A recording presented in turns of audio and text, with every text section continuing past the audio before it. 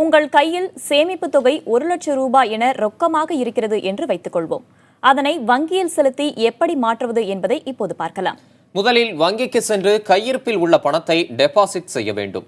நீங்கள் கணக்கு வைத்திருக்கும் வங்கியின் எந்த கிளையிலும் சென்று பணத்தை கொடுக்கலாம்.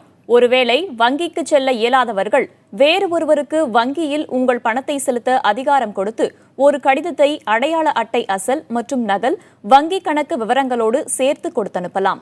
வங்கியில் பணத்தை மாற்ற செல்லும் போது உதாரணத்திற்கு 1,04,000 ரூபாய் மதிப்பிலான ரொக்கத்தை மட்டும் வங்கி தரும். மீதமுள்ள 96,000 ரூபாய் உங்கள் கணக்கில் சேர்க்கப்பட்டுவிடும்.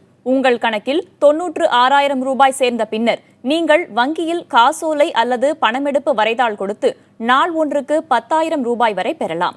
உங்கள் வங்கிக் கணக்கில் 96,000 ரூபாய் சேர்ந்த பின் இன்று முதல் இந்த 19ஆம் தேதி வரை தினமும் ஏடிஎம்களில் 2,000 ரூபாய் எடுத்துக் கொள்ளலாம். 19ஆம் தேதிக்கு பிறகு தினமும் ஏடிஎம்களில் 4,000 ரூபாய் வரை பணம் எடுத்துக் கொள்ளலாம். பணம் கணக்கில் சேர்ந்தவுடன் டெபிட் கார்டு, இணையம் மூலம் பண பரிவர்த்தனை செய்யலாம். இதில் எந்தவிதமான தொகை உச்சவரம்பும் கிடையாது.